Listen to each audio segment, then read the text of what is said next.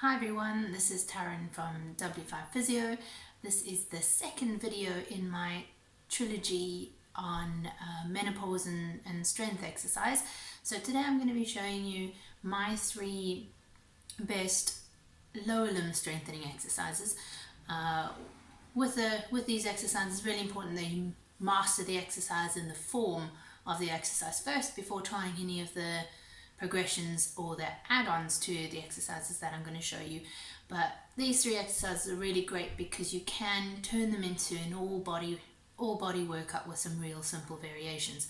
So today I'm going to be using weights because I'm at W5 Physio here in Ealing, West London.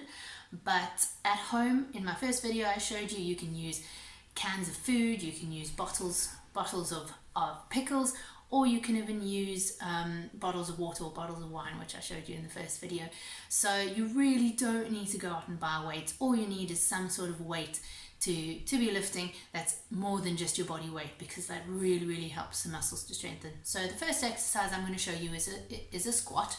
So what you can do when you're learning to squat, you can have a chair like I've got on the end of the screen here. Make sure your feet are a little bit wider than hip width apart, because it just makes it easier for you to use your hips, and your toes are ever so slightly turned out. So what you're going to do to start off, just to really get your form, you're reaching your hands forward. The first thing that moves are your hips, not your knees. First thing that moves are your hips. Just slowly sit down or touch on the chair, and you can see I'm reaching forward. I'm bending forward with my chest, because that allows me to really get my hips back, sitting my weight into the heels, and then as I'm coming up, I'm pressing through the heels and I'm really squeezing my bottom at the top of the movement.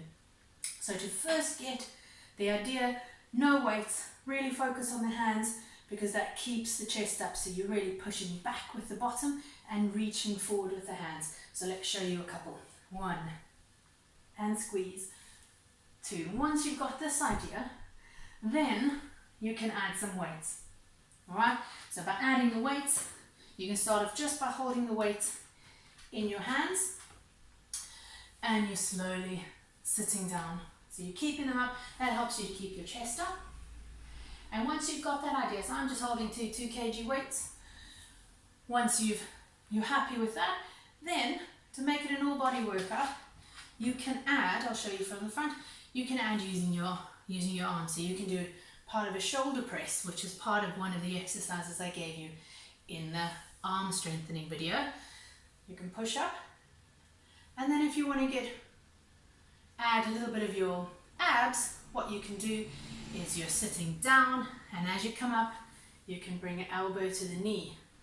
Slowly down, elbow to the knee, slowly down. So there's lots of different things you can do with that squat. So that's exercise number 1. Just going to keep hold of the weights. Exercise number 2 is a lunge.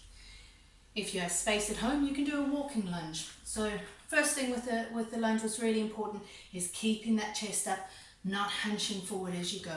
Don't lunge too far away to start. Keep it tighter. You're lunging down. You see I'm keeping my chest up nice and high, pushing back off. Alternating with the feet. So you can start off with no weights, and then slowly, once you've got the hang of it, increase to holding weights. And then if you're really getting your balance and you're feeling comfortable, you can add in an arm exercise. So you could do a bicep curl. So you can alternate with a bicep curl, or holding the weights like this, a little bit more challenging, but you can come into a shoulder press, or you can go down and then do a shoulder press at the top of the movement. So you can add in some arm movements. It challenges the abdominals, it challenges the balance a lot more. My third and final exercise is using a step or a bench, something that's stable to stand on. We're going to step up. So it must be high, it must be at least 30 to 40 centimeters, if not higher. So I'm using the second step of your flight of stairs.